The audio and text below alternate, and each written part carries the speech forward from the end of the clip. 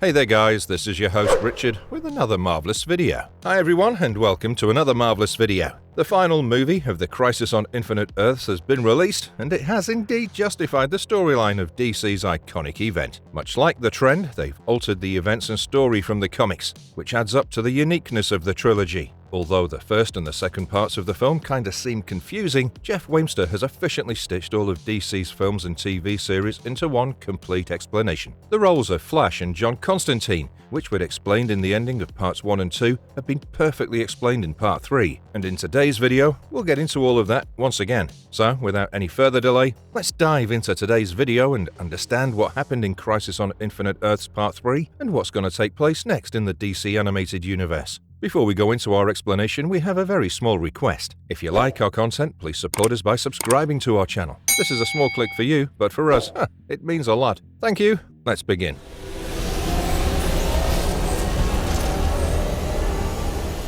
What caused the crisis on Infinite Earths? In the first part of the trilogy, we got to see Flash arriving in different realities to witness its demise. It was more his consciousness being shifted to alternate worlds and timelines before he met his demise, to reaching hyperspeed and constructing the gigantic vibrational towers moments before the antimatter wave could erase the world. We also got to see an old amnesiac, John Constantine, arriving on the different worlds moments before its decimation. He could barely remember his purpose, except for the fact that he'd been cursed to witness the end of different realities. In 2022's DC Showcase, Constantine, the House of Mystery, we got a glimpse of John Constantine being taken in by the universe for his crime of altering reality, which takes us further back to 2020's Justice League Dark Apocalypse War, at the end of which John made Flash run back and rewrite history. We can't actually blame him for that, as it was the only way to preserve the very essence of Earth's reality. Earth was conquered by Darkseid and his forces, with most of the Justice League members being captured or killed. Even after their long struggle leading to Darkseid's demise,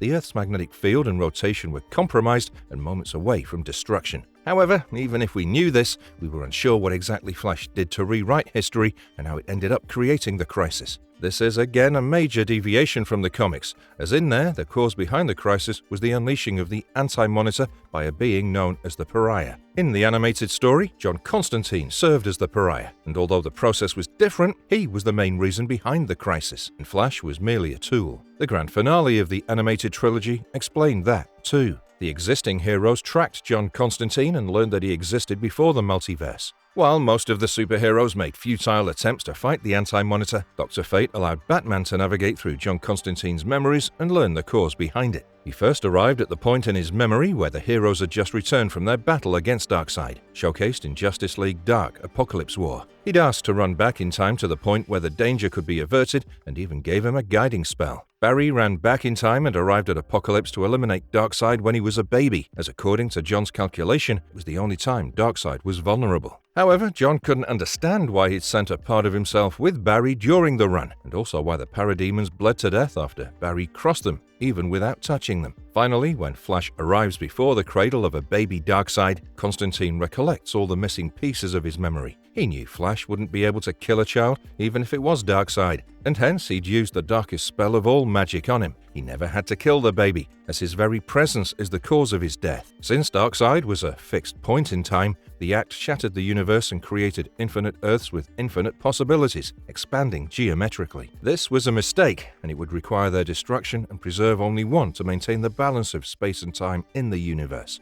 The death of Kara Zor-El. Supergirl's death was one of the most intense moments in the film, following Superman's scream of pain and agony. The trilogy presented a more intense and more substantial role for Supergirl. They made her the Harbinger, a creation of the Monitor to summon heroes from different timelines of different realities. And in the comics, there was a different character called Lila. The first two parts of Crisis on Infinite Earths stitched Kara's origins as well, and her attack on the Anti-Monitor was not only one of the biggest jaw-dropping moments of the three parts, but of the trilogy. However, her death happens during the attack, which is comparatively similar to the comics, where she also dies during her fight with the Anti-Monitor, except that she actually destroys the Anti-Monitor. The Anti-Monitor is the universe's defense mechanism. Another deviation from the comics was the Anti-Monitor was not an evil force in the trilogy. The act of John Constantine and the Flash have created an infinite chain of possibilities in the timeline, each representing a reality, and it shattered the well-being of the universe. Let's not forget how the Spectre had mentioned to John Constantine that the universe is a sentient being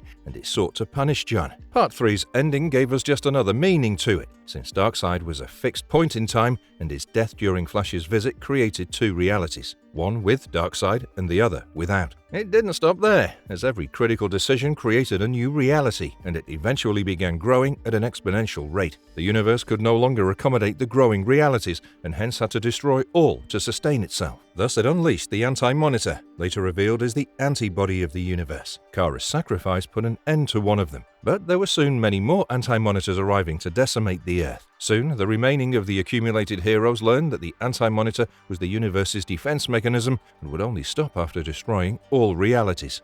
What is the Miracle Machine, and what was it used for? The Miracle Machine was introduced in Adventure Comics 367 in a completely different scenario. It was a device given to the Legion of Superheroes and was an advancement of the willpower technology created by the Guardians. The machine could turn thoughts into reality, and since such a device is extremely dangerous to keep around, free from the hands of any villain, the Legion locked it in a block of Inertron in the Legion's vault. DC's Tomorrowverse introduced their Miracle Machine in 2023's Legion of Superheroes, keeping the ability of the machine to be the same and also hidden in the vault of the Legion of Superheroes. However, unlike the comics, this machine played a critical role in the film. As the horde of Anti-Monitors were growing in numbers, the heroes helplessly tried to resolve a solution. It was evident that stopping the Anti-Monitors was no longer possible, and much worse was that the universe would eventually collapse. Soon, Batgirl recalled Kara previously telling her about a miracle machine that could make thoughts into realities. It was then hidden in the pocket dimension, and getting it was the only option for the remaining superheroes. Martian Manhunter and Nightshade brought the machine from the pocket dimension, and John suggested they use it to create one monoverse that would preserve their existence at least. It was the only option to save themselves, and Diana initiated the machine by sacrificing her immortality. Thus, a new monoverse was created named the Prime Earth, where everyone kept moving one after the other.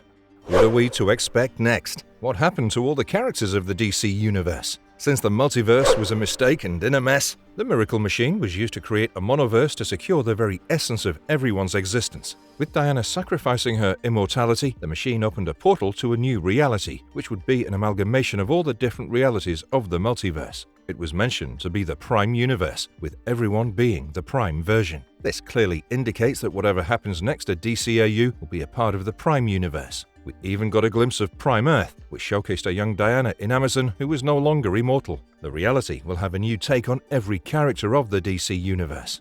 Why did the Question and John Constantine stay back, while the rest of the characters obliged to whatever they had and moved on to the new Prime Universe? Vic Saga, aka the Question of Earth 4, rejected the idea. He objected to the Spectre's offer and denied living in a new universe or a fake universe. He chose to perish with Warworld in the antimatter wave. However, John stayed back as well, but certainly not to die. He was completely aware of the gravity of his mistake in destroying the multiverse and believed he had no place to live amongst the rest in the Prime Universe. However, it was Spectre who took him in and would probably help him monitor the new reality.